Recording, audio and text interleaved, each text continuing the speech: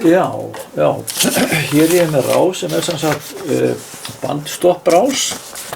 Þar sem hún hleypir bara í gegn, hún stoppar einhver ákveðan tíðni, það bandstopp.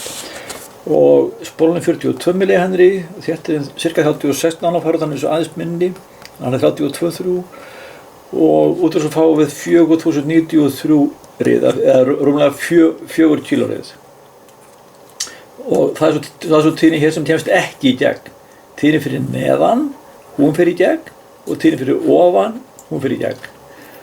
Og sko aðeins bara sjá, já þetta hér er rásin sem er hugguð hérna upp á þetta bretti hérna. Hér er spólan, hér er þéttirinn og hér er viðnámið. Og ég mæli merkið hér á milli og það er að segja skópið gula er hérna inn og bláa línan hérna er merkið hérna út. Og að kíkja hvernig þetta hefða sér. Núna er á skópinu, sjáðu hér í kringum 4000 rið og þá er hérna ekkert merki sem kemur hérna, sem kemur út.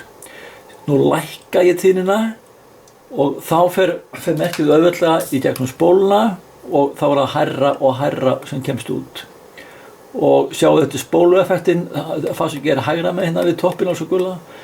Og nú fer ég aftur í eintíðnina, ekkert merki út og nú hækka ég tíðnina og þá fer ég gegnum þéttinn og þá tæk ég þegar að fasingið það snýst, nú er það til vinstri við inngangsmerkið og hátíðin fyrir auðveldlega í gegn. Þannig að bandstoppsía við eigintíðnina, þar fer ekkert í gegn. Lágtíðni fyrir í gegn og hátíðni fyrir í gegn.